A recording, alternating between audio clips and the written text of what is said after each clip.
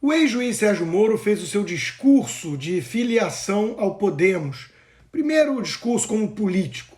Aquele que disse que o Brasil não precisa de líderes que tenham voz bonita, fez um claro treinamento com o fonoaudiólogo para melhorar a impostura da sua própria voz, que lhe rendeu o apelido de marreco por alguns maldosos. O que mais chama a atenção logo de cara é justamente a forma, ainda mais do que o conteúdo. Moro virou político em todos os aspectos. Ou será que ele sempre foi e disfarçava bem? No Estadão consta uma reportagem sobre isso, que diz: Moro tem sido auxiliado quase que em tempo integral pela empresa IV5 Inteligência em Comunicação do marqueteiro Fernando Vieira, que recebeu quase R$400 mil do Podemos somente em 2021, ano em que a legenda já recebeu R$10 milhões do fundo partidário. O quartel-general da campanha, por enquanto, fica em uma sala comercial da empresa na zona sul de São Paulo, mas, conforme a eleição se aproximar, vai se mudar para um imóvel maior, alugado pela legenda.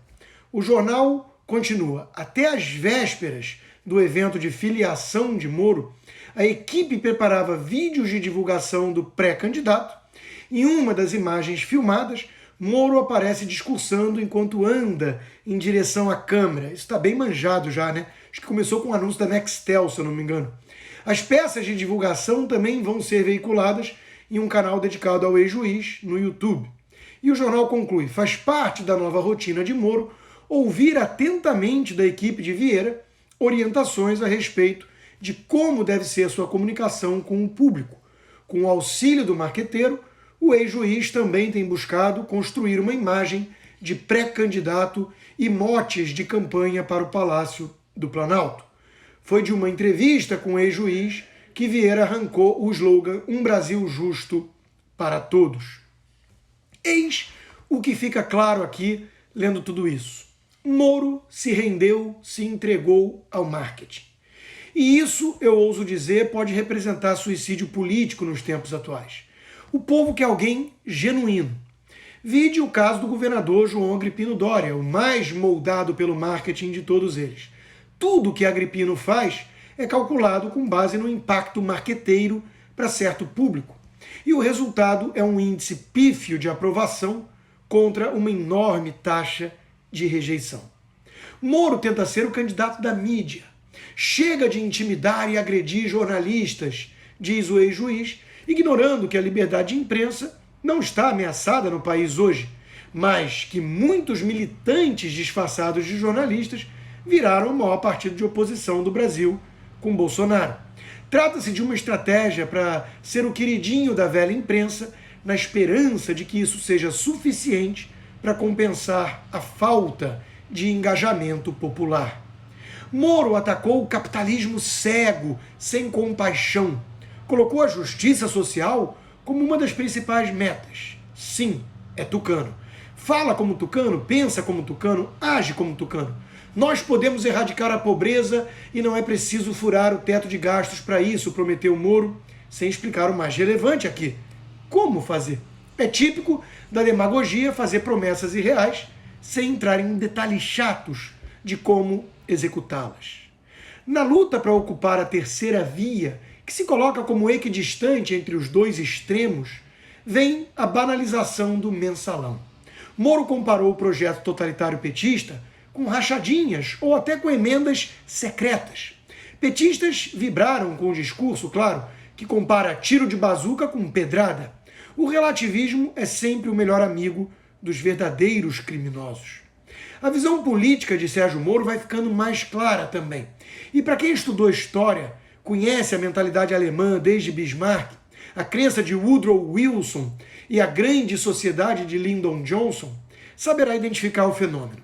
Uma tecnocracia com amplo poder, sem rosto, sem voto, formada por especialistas abnegados que poderão guiar o povo. É a mentalidade por trás do Deep State, o gigantesco Estado administrativo, que se vê blindado contra anseios populares, ditando as regras de cima para baixo. Não por acaso Moro marinou. O ambientalismo é o novo refúgio da esquerda globalista, que ambiciona controlar tudo de cima para baixo. O crescimento sustentável virou um slogan vazio que, na prática, significa delegar imenso poder aos tecnocratas distantes. Vide a Agenda da ONU 2030, a histeria com o aquecimento global, justificando intervenções cada vez mais bizarras nas economias e democracias locais, rasgando a soberania das nações. Outro ponto relevante é o que não foi dito. Eu tenho muita dificuldade de levar a sério alguém que posa de defensor das liberdades e não tece uma única crítica ao arbítrio supremo, a maior ameaça que existe hoje às nossas liberdades básicas. A sua principal bandeira, no caso de Moro, certamente é a ética. Mas essa imagem fica estranha, arranhada ao lado de alguém como o deputado Luiz Miranda, por exemplo. Moro morou aqui nos Estados Unidos nos últimos meses. Numa rápida passada aqui pela Flórida, ele saberia da reputação de Luiz Miranda, não é mesmo? Em suma, Moro toca em pontos importantes, claro, acerta em muitas pautas, mas adota um discurso genérico, abrangente demais e um tanto demagógico, que parte da premissa de um Estado quase onipotente capaz de resolver todos os males que assolam a humanidade.